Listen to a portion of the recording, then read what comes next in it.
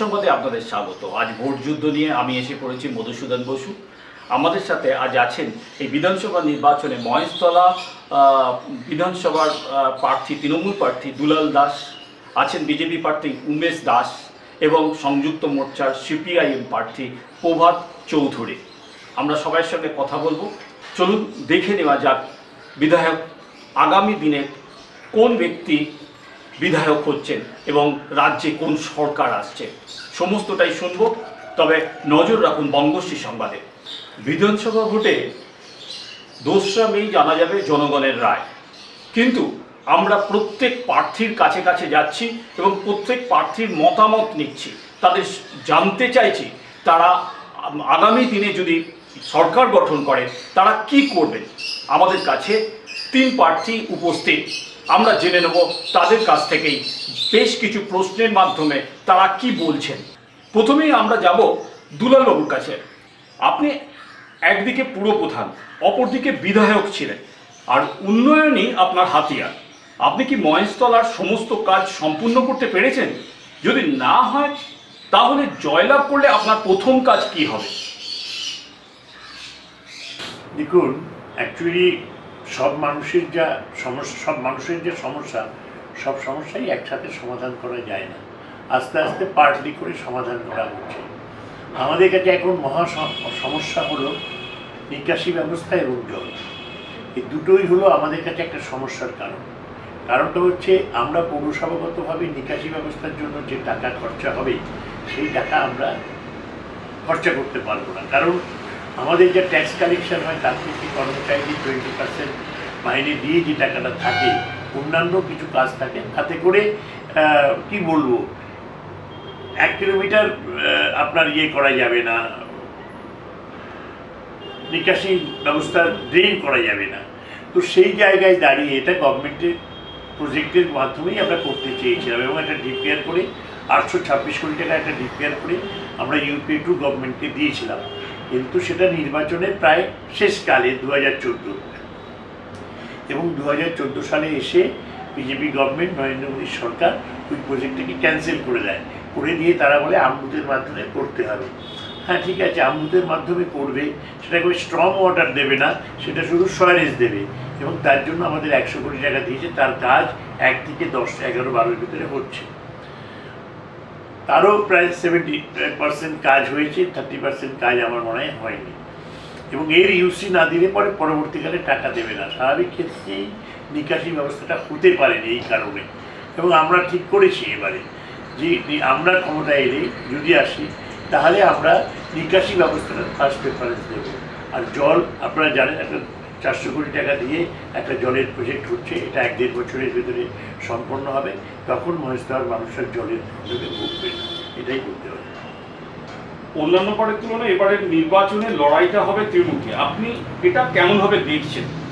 দেখুন, একটা কথা বলি, নির্বাচন লড়াইয়ে যারা প্র্যাকটিস করে, এটা একটা প্র্যাকটিসের ম্যাটার।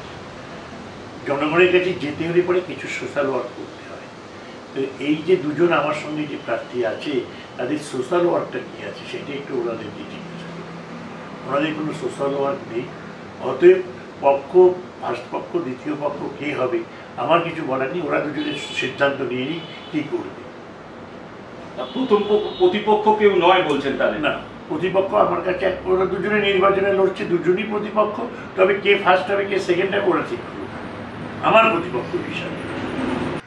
মহেশতলা বিধানসভায় সংযুক্ত মোর্চার সিপিআইএম প্রার্থী প্রভাত চৌধুরী, তার কাছ থেকে জানবো। প্রভাতবাবু, আপনার কাছে জানতে চাই, মহেশতলা বিধানসভার আপনি একজন তরুণ প্রার্থী, অপরদিকে নির্বাচনের লড়াইয়ের অভিজ্ঞতাও আছে আপনার। নির্বাচনে এবারে ত্রিমুখী লড়াই, আপনার প্রধান প্রতিপক্ষ কে, তৃণমূল না বিজেপি? এখন এই ব্যাপারে প্রথম কথা বলতে হয় যে তৃণমূল আর বিজেপির মধ্যে তো কোনো ফারাক আমরা খুঁজে পাচ্ছি না। কে তৃণমূলে আছে আর কে বিজেপিতে আছে এটাই আমরা বুঝে উঠতে পারছি না। তৃণমূলে ক্যান্ডিডেট হয়েছেন, পরের দিন দেখা গেল বিজেপিতে জয়েন করেছেন। আবার এরকমও দেখা গেছে বিজেপির ক্যান্ডিডেট হয়েছেন, পরের দিন তৃণমূলে জয়েন করেছেন। তার ফলে আগে তৃণমূল বিজেপি ঠিক করুক কোনটা পার্টি, তৃণমূল না প্রাক্তনী তৃণমূলদের পার্টি বিজেপি। তার ফলে প্রতিপক্ষ তো কারা আমি নিজেই এখনো কনফিউজ যে কে আসল তৃণমূল না বিজেপি। আমরা মহেশতলা বিধানসভার বিজেপি প্রার্থী উমেশ দাসের কাছে জানতে চাইব, বিধানসভা নির্বাচনের প্রার্থী হিসাবে অভিজ্ঞতার দিক থেকে আপনি খুবই নবীন, এবারে ত্রিমুখী লড়াই, আপনার প্রধান প্রতিপক্ষকে তৃণমূল না সংযুক্ত মোর্চা?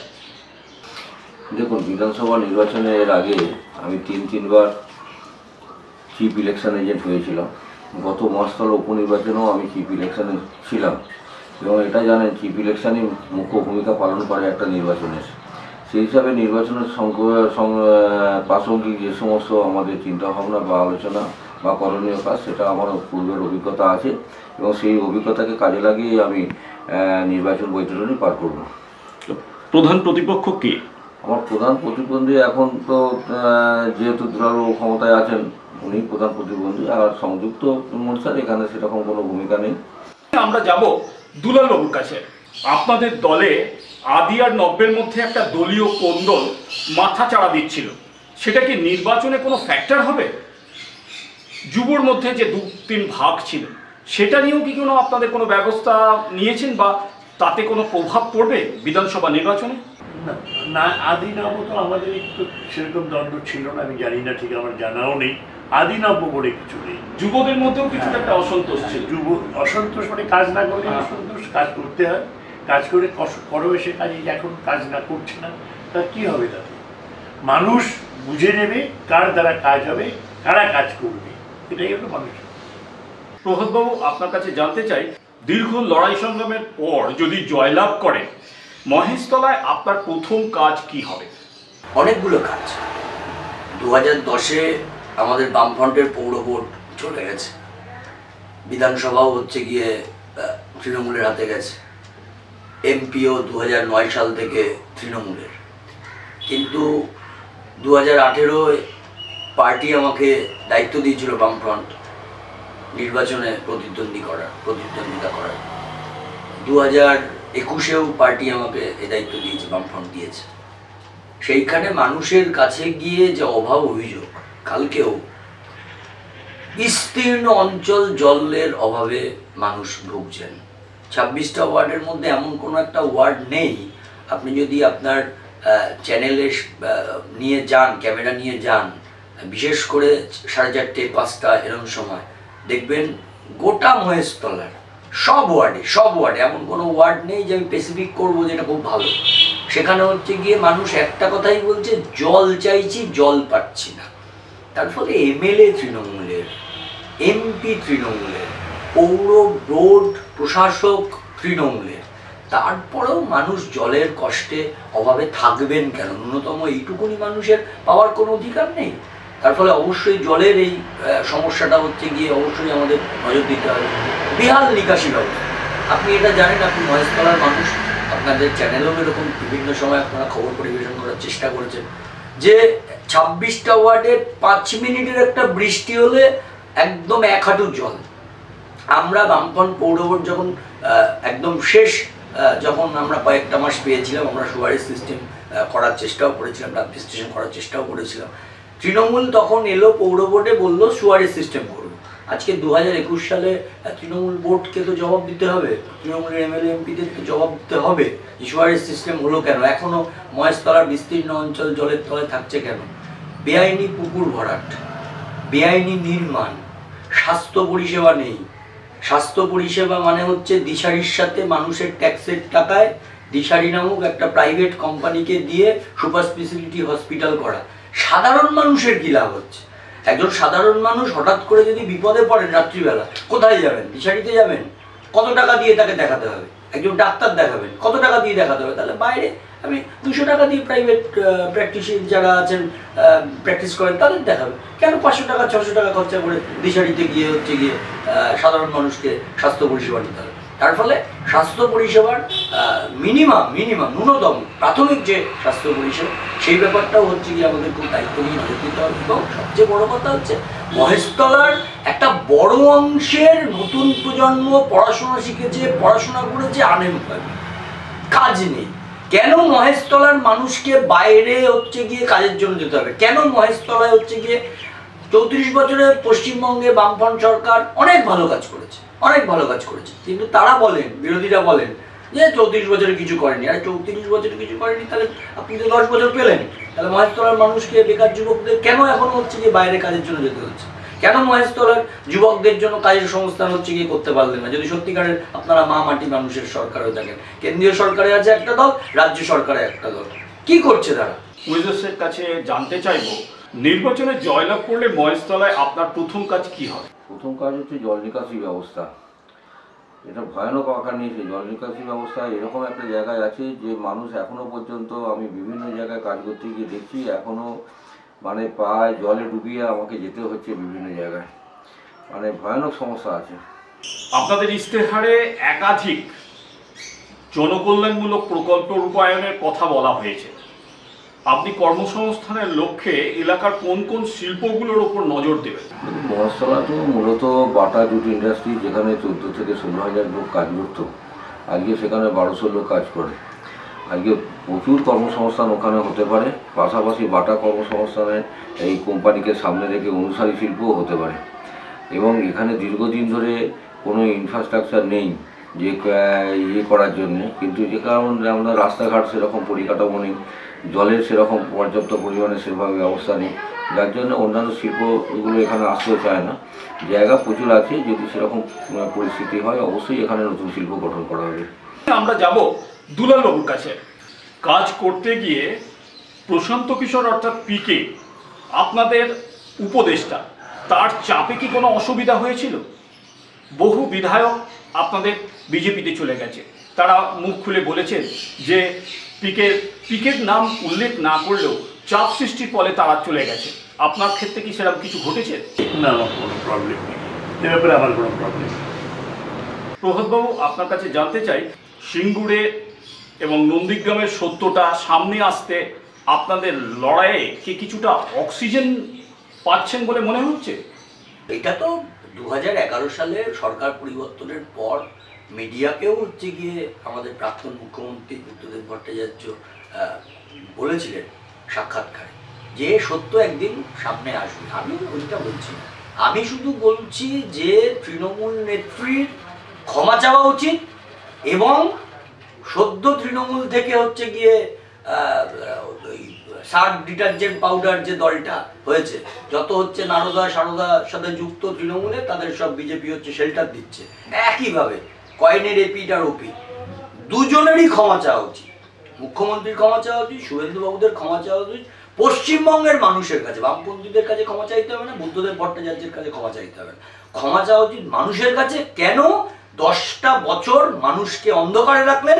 আজকে যখন নিজেদের স্বার্থ জলাঞ্জলি যাচ্ছে, নিজেদের স্বার্থ যখন সামনে আসছে, তখন হচ্ছে গিয়ে একে দোষ দিচ্ছেন, ওকে দিচ্ছেন। তার মানে যে কনস্পিরেসি ছিল প্রমাণিত, যে ওই সময় বামফ্রন্ট সরকারকে ফেলার জন্য দেশি বিদেশি পুঁজিপতি টাকা প্রচুর প্রচুর বড় ষড়যন্ত্র হচ্ছে গিয়ে। আজকে যারা হচ্ছে গিয়ে তৃণমূলের বড় বড় কথা বলছে, সেই সময় বিজেপির রাজনাথ সিং, এমপি লকেট চ্যাটার্জি সব তো গিয়ে হচ্ছে গিয়ে পড়েছিলেন ওইখানে, যারা বুদ্ধিজীবী তথাকথিত পেইড বুদ্ধিজীবী। কি বলবেন তারা? ক্ষমা চান আগে পশ্চিমবঙ্গের মানুষের কাছে। কেন হচ্ছে গিয়ে 10টা বছর মানুষকে মিথ্যার আশ্রয় নিয়ে মানুষকে ভুল বুঝিয়েছে? উইজার্সের কাছে জানতে চাইব, মমতা বন্দ্যোপাধ্যায় আপনাদের ওয়াশিং মেশিন বলছে। এলাকাগতভাবে বহু তৃণমূল ও বাম কর্মীরা আপনাদের সমর্থনে এগিয়ে এসেছে। এদের সাথে পথ চলতে আপনাদের কি কোনো অসুবিধে হবে? না, এটা কোনো সমস্যা নয়। আমাদের ভারতীয় জনতা পার্টির যে নিজস্ব চিন্তাভাবনা আছে, নিজস্ব সংবিধান, নিজস্ব সাংগঠনিক পরিকাঠামো আছে, আমাদের যে গঠনতন্ত্র আছে, বিজেপি এমন একটা দল, এই গঠনতন্ত্রের মধ্যে সবাইকেই একই সূত্রে তাকে চলতে হবে। আর এই দীর্ঘদিন ধরে ভারতবর্ষের অন্যান্য স্টেটেও একইভাবে বিজেপির সঙ্গে যারা মার্চ করেছে একইভাবে চলছে। আগামী দিনে পশ্চিমবঙ্গ তথা মহাস্থলাতেও একইভাবে চলবে বলে আমি মনে করি। আমরা যাব দুলালবাবুর কাছে। বেশ কয়েকটা ওয়ার্ডে নিকাশি, পানীয় জল, এমনকি পরিবেশ দূষণ নিয়ে মানুষের কিছুটা ক্ষোভ আছে, আপনারা সেটা কিভাবে দেখছেন? পরিবেশ দূষণটা দেখুন, এই পরিবেশ দূষণের মানুষের ক্ষোভ থাকবে, ভালো কথা, পরিবেশটা মানুষের কাছে সবচাইতে বড় ব্যাপার। কিন্তু মানুষ একটু সতর্ক হোক। পরিবেশগুলো যেখানে সেখানে ময়লা ফেলা, এ করা সে করা, কুকুরগুলো যেতে আমি ঘুরতে ঘুরতে দেখলাম যে পুকুরগুলো, নিজেদের পুকুরগুলো কীভাবে বলে সেটা তো তারা মানুষরা বলবে, পাশের মানুষরা তো বলবে তার থেকে দূষণ হচ্ছে, এগুলো বলবে না মানুষ? যদি মানুষ সচেতন না হয়, যদি ভোটের সময় বলে এইটা হচ্ছে ওটা হচ্ছে, তাহলে পৃথিবীতে আর কিচ্ছু করবে না। ৩৩ নম্বর ওয়ার্ডের ওই যে যেটা মিক্সিং প্ল্যান্ট, সেই মিক্সিং প্ল্যান্টের জন্য অনেক অভিযোগ আছে। রাস্তা তৈরির জন্য যে মিক্সিং প্ল্যান্ট, সেটা আগে বলেছিলেন আপনি যে ওটা আরো বড় হবে, কিন্তু প্রত্যেক বাড়ির ছাদ ভর্তি হয়ে যাচ্ছে ময়লা। এক্ষেত্রে ওই জায়গাটা কি আপনি পরবর্তী সময় দেখবেন একটু? সেটা আমার অ্যাকচুয়ালি পরে কেউ বলে না, এসে তো বলতে হবে পারে যে আমার অফিসে যেটা হচ্ছে নিশ্চয়ই আমরা এই ব্যাপারটি ঘটনা ঘটে নিশ্চয়ই এটাকে উঁচু করে দেবো। প্রভাতবাবু, আপনার কাছে জানতে চাই, বিজেপি লোকসভা নির্বাচনে 18টা সিট পাওয়ার পর রাজনৈতিক বিশ্লেষকরা বলেছিল বাম ভোট সুইং করায় বিজেপির পালে হাওয়া লেগেছে। আজও কিছু সমর্থকদের মুখে আগে রাম পরে বাম, সেটা কি ধরে রাখতে পারবেন আপনাদের সমর্থকদের? না, এটা 19-এ বলছিল, এটা 19-এ বলছিল মিডিয়া, এটা একটা বড় বিষয় ছিল। মিডিয়াতেও হচ্ছে গিয়ে এটা উপস্থিত করা উচিত ছিল যে বামপন্থীরা পারবে না, তৃণমূলকে হারাতে বামপন্থীরা পারবে না, তার ফলে বিজেপি হচ্ছে পারবে, এরকম একটা আবহাওয়া হচ্ছে গিয়ে মিডিয়াতে তৈরি করা হয়েছিল। কিন্তু 2019-এর পর সেই মানুষই, যে মানুষ তৃণমূলকে অপশাসনকে পছন্দ করছে, তারা বিজেপিকে ভোট দিয়েছেন। মিডিয়া বলে যে বিজেপিকে ভোট দাও, বিজেপি জিতবে। মিডিয়া ক্রিয়েট করেছে, মানুষ বুঝেছেন, মানুষকে ভুল বোঝানো হয়েছে, বিভ্রান্ত করা হয়েছে। কিন্তু সেই মানুষ যখন দেখছেন যে তৃণমূলকে হারাবার জন্য বিজেপিতে ভোট দিলাম, সেই তৃণমূলের নেতারাই, সেই তৃণমূলের টিমটাই হচ্ছে বিজেপির মাথায় গিয়ে বসছে, তার ফলে লাভ কি? বিজেপিকে লাভটা কি? তার ফলে আমরা মনে করি বামপন্থী মানুষ যারা তৃণমূলের অত্যাচারে জর্জরিত ছিল, যারা এর থেকে পরিত্রাণ চাইছিল, তারা হয়তো একটা শেল্টার চাইছিল। কিন্তু যখন দেখলো যে যাদের কাছ থেকে পরিত্রাণ চাইছি, যাদের কাছে শেল্টার চাইছি, সেই পরিত্রাণ পাওয়া লোকগুলোই হচ্ছে শেল্টার নিচ্ছে, তার ফলে মানুষ এখন একেবারে যে ঝাঁক বেঁধে হচ্ছে বিজেপির দিকে গেছিল, সেই ঝাঁক বেঁধে বামপন্থীদের উপর ভরসা করছে। এবং মহেশতলায় মানে মিরাকেল রেজাল্ট হবে, ওপেন হচ্ছে না, স্বাভাবিকভাবেই বোঝেন শাসকের মামলা হামলা, মানে এত মানে কি বলবো, মানে নৃশংস, এরা এত জীবিকার উপর আক্রমণ করে দেবে।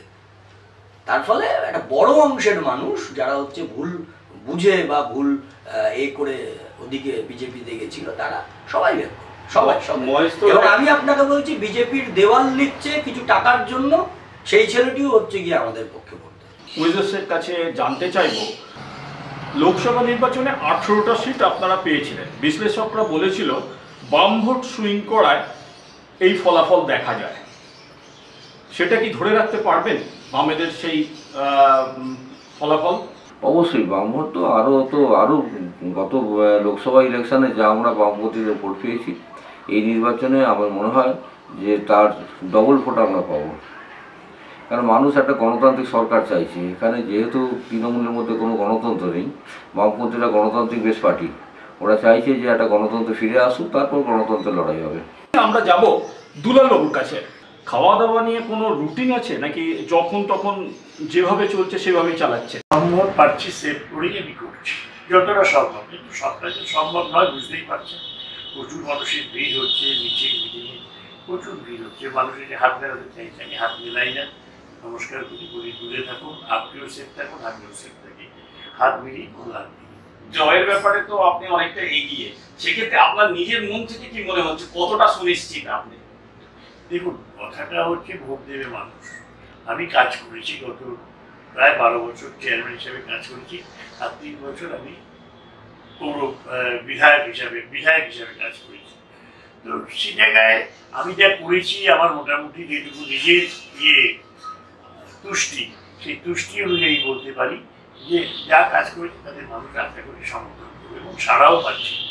প্রভাতবাবু, আপনার কাছে জানতে চাই, মহেশতলায় সংখ্যালঘু ভোট একটা বিশাল ফ্যাক্টর, যারা আপনাদের থেকে মুখ ফিরিয়ে নিয়েছেন এই নির্বাচনে, তাদের কি আপনারা ফিরিয়ে আনতে পারবেন সংখ্যালঘু সম্প্রদায়ের মানুষের কাছে?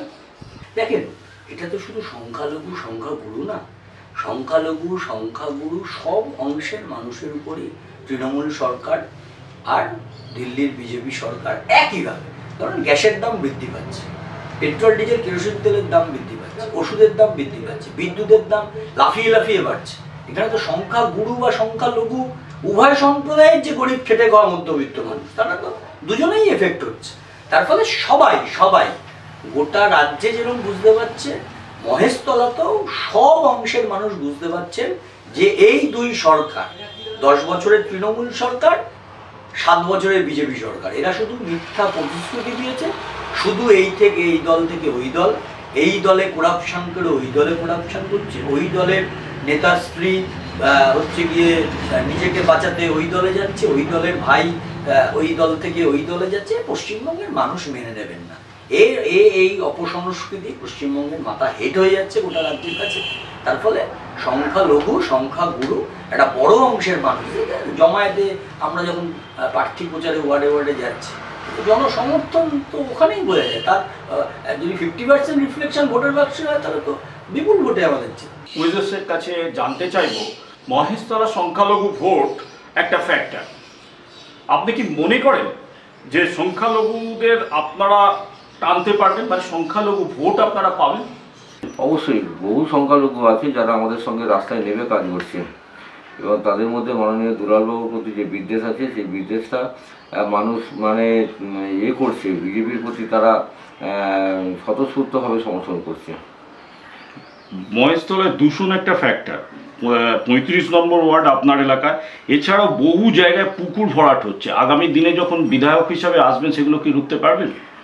না দেখুন, এটা যে পলিউশন আছে 35 নম্বর ওয়ার্ডে, এটা সারা মহেশতলাবাসী জানে, কিন্তু এখানে বিজ্ঞানসম্মত তার কোনো পরিকাঠামো এখানে নেই। যেটুকু ছিল সেটুকু শেষ করে দেওয়া হয়েছে। যদি এটাকে পুনরায় এটাকে করা যায়, বিজ্ঞানসম্মত ভিত্তিতে যদি আমরা এটাকে এগিয়ে নিয়ে যেতে পারি, সেটাকে আমার মনে হয় পলিউশনটা রোকা যাবে। কিন্তু যত্রতত্র যে প্রমোটারি রাজ চলছে পুকুর ভরাট করে, এটা নিয়ে অবশ্যই একটা স্টেপ নেওয়া হবে, এবং যার জন্য জল নিকাশিটা আরও ভেঙে পড়েছে। রাস্তাঘাটে যত্রতত্র ফ্ল্যাট হয়ে যাচ্ছে, সেখানে জল রাস্তার উপর উঠে পড়ছে। তারা জলটা কোথা দিয়ে যাবে সেটা চিন্তা করতে পারছে না। মহেশতলা পৌরসভাকে এবং বিধানসভাকে বুড়ো আঙুল দেখিয়ে এরা এই সমস্ত কাজ করে যাচ্ছে। এর অবসান অবশ্যই হবে। আমরা যাব দুলালবাবুর কাছে, খাবার দাবারের উপর কতটা রুটিন মেনটেন করে চলতে পারছেন? রুটিন নেই, সকালবেলা খেয়ে বেরোই, একটু কিছু খাই, কারণ সুগারের পেশেন্ট তো কিছু খেতে হয়, সুগারের খেয়ে বেরোই, এবং আবার মাঝখানে যদি কোথাও একটু ক্ষুধা লাগে, কাউকে বলে একটু বিস্কুট এনে দিতে, জল দিয়ে দেয়, চল ঠিক আছে। তারপরে আবার দুপুরবেলা আসি, এসে বাড়িতে ভাত খাই, আবার চলে যাই, আবার বিকেলবেলা করি। প্রভাতবাবু, আপনার কাছে জানতে চাই, করোনা আবহে প্রচারে নিজেকে কতটা সেফ রাখতে পারছেন? করোনা আবহে প্রচারে কতটা নিজেকে সতর্ক রাখতে পারছেন? সতর্ক তো রাখতে হয়। মানুষের মাঝখানে গেলে একটা বড় অংশের মানুষ বলছেন মাস্ক পরে আছি, আপনাকে দেখতে পাচ্ছি না, আপনার সাথে কথা বলতে একটু তো রিস্ক নিতেই হয়। মানুষের জন্য একটু রিস্ক নিলাম। খাওয়া দাওয়ার ব্যাপারে কি কোনো রুটিন মেনটেন করা হচ্ছেই? স্বাভাবিকভাবেই দৈনন্দিন 365 দিনের যে রুটিন, সেই রুটিনটা তো হচ্ছে কি একটু ব্রেক হয়, এটা কোনো ব্যাপার নয়। এই যে আনন্দ, মানুষের মাঝখানে যাওয়া, মানুষের সাথে কথা বলা, ইন্টারাক্ট করা, মানুষের অভাব অভিযোগ শোনা, মানুষ বলছেন যে এখন আসছেন, পরে আসবেন তো, জিতে গেলে আসবেন তো, স্বাভাবিকভাবে তৃণমূল বিজেপি এদের দেখেছে, ভোটের সময় আসে, ভোট ফুরালে আসে না। তার ফলে আমরা এটা বলছি, যেরকম আসার এমএলএ যদি মানুষ দায়িত্ব দেন, আমার কাছে মানুষ যত না আসবে, আমরা চেষ্টা করব মানুষের কাছে যাওয়া। খাওয়া দাওয়ার ব্যাপারে কি কোনো রুটিন মেনটেন করা হচ্ছে? দেখুন, করোনা তো আবার নতুন করে একটা করছে, আমরা চেষ্টা করছি সোশ্যাল ডিস্টেন্সিং মেনে আমরা প্রচার করতে, নিজেও মাস্ক পরে আমরা সমস্ত জায়গায়, এবং যারা সঙ্গে থাকছে তাদেরও মাস্ক পরে আমরা বেরোতে বলছি। তো খাওয়া দাওয়ার ব্যাপারটা হচ্ছে গেলে, আমি এমনি সাধারণত খুব কমই খাই, যতটুকু পারছি একটু হালকা খাবার খেয়ে আমি প্রচারে যাওয়ার জন্য চেষ্টা করছি। জনগণের উদ্দেশ্যে কি বলবেন? জনগণ এখন আমাদের সঙ্গে আছে, তারা চাইছে যে এর একটা রাজনৈতিকভাবে পরিবর্তন আসুক, সুস্থ সমাজ ব্যবস্থা ফিরে আসুক, মানুষের গণতান্ত্রিক অধিকার ফিরে আসুক। তো আজকে শিশু থেকে বৃদ্ধা আপনারা দেখছেন বিভিন্ন নিউজে, বিভিন্ন খবরে, যে গণতন্ত্র আজকে এখানে লুণ্ঠিত ধর্ষিত। তাই গণতন্ত্র ফিরিয়ে আনা আমার হচ্ছে প্রথম লক্ষ্য। মানুষ এটা চাইছে সুস্থ সমাজ ব্যবস্থা। মানুষ বিজেপিকে ভোট দিয়ে নতুন কিছু চাইবে না, যে গাড়ি দাও বাড়ি দাও এরকম কারোর প্রত্যাশা নেই। মানুষ চাইছে সুস্থ স্বাভাবিক জীবনযাপন করতে, তাদের জেনারেশনকে সুরক্ষিত করতে। সেটুকু আমি দেবো বলে আমি মনে করি। দুলাল জনগণের উদ্দেশ্যে কি বলবেন? জনগণের কাছে কিছু বলার নেই। আগামী 10ই এপ্রিল ভোট। আমি মানুষের কাছে আবেদন করব যে মানুষ, আপনারা দেখেছেন মমতা ব্যানার্জির নেতৃত্বে কীভাবে গত 10 বছরে মানুষের কাছে সোশ্যাল যে সিকিউরিটি, সেই সিকিউরিটিটা এসছে। সোশ্যাল সিকিউরিটি বলতে জন্মগ্রহণ করলাম শিশুসাথী, মৃত্যু হলো সমব্যাধি, তার মাঝখানে আছে শিক্ষাশ্রী, যুবশ্রী, কন্যাশ্রী, রূপশ্রী, সবুজ সাথী, কত বলবো, 64খানা প্রজেক্ট। স্যার, এই প্রকল্পের কথাটাই যখন উঠলো, বিরোধীরা বিশেষ করে বিজেপির লোকেরা, শুভেন্দুদাই নিজেই বলছেন যে এইগুলো সব সেন্ট্রাল গভর্নমেন্টের কিছু কিছু প্রকল্প, সেটা নাম দিয়ে চালানো হচ্ছে। এটা প্রধানমন্ত্রীর হাউস যোজনা যেটা ওরা বলে, আমাদের পশ্চিমবঙ্গ সরকার দিচ্ছে 1,95,000 টাকা, আর কেন্দ্রীয় সরকার দিচ্ছে 1,50,000 টাকা। কার নামে হওয়া উচিত এই প্রকল্পটা, আমি আপনাকে প্রশ্ন করছি। পশ্চিমবঙ্গ সরকার দিচ্ছে 1,95,000, আর কেন্দ্রীয় সরকার দিচ্ছে 1,50,000। কার নামে হওয়া উচিত? স্বাভাবিক, যে বেশি দিচ্ছে তার হওয়া উচিত। তার কেন ওটা কেন্দ্রীয় সরকারের নামে হচ্ছে, এটা একটু শুভেন্দুকে জিজ্ঞাসা করবেন তো। এটাও কি তাহলে অপপ্রচার চালাচ্ছে? হ্যাঁ, তো জোর করে করে নেওয়া।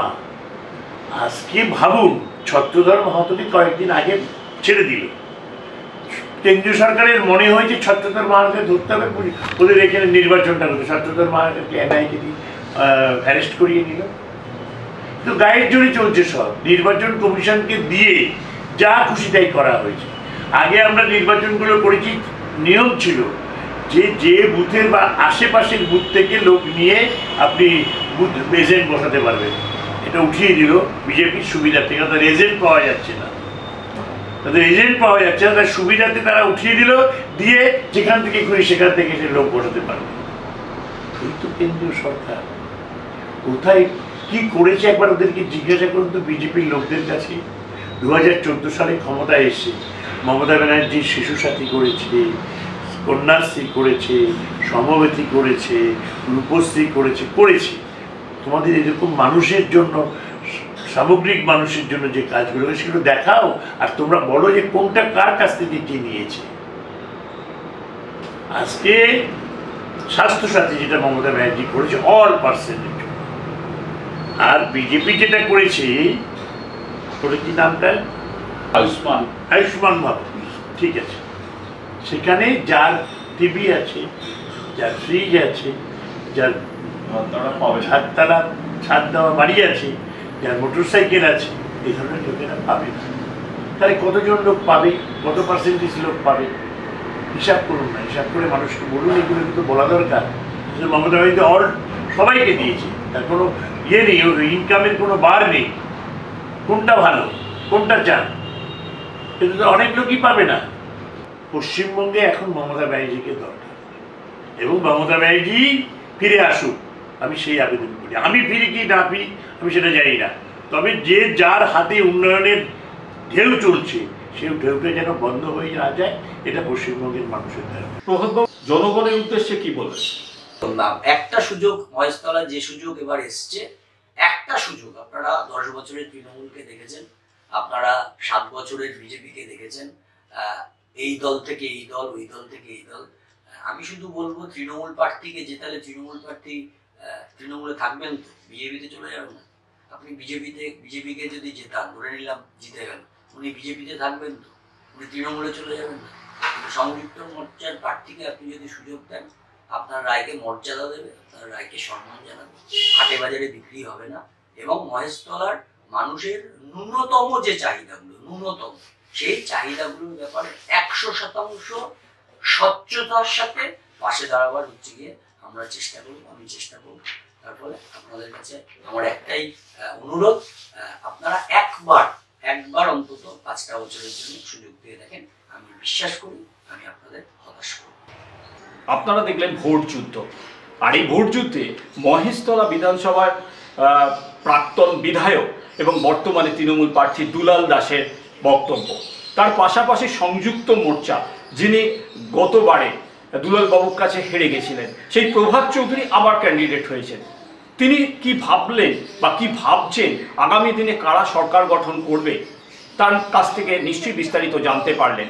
এবং সারা রাজ্য জুড়ে যে হাওয়া বিজেপি, সেই বিজেপির মহেশতলার প্রার্থী উমেশ দাস, তার মুখ থেকেও শুনলেন আগামী দিনে তাদের কর্মসূচি কি হবে যদি ভোটে জিতে আসতে পারে।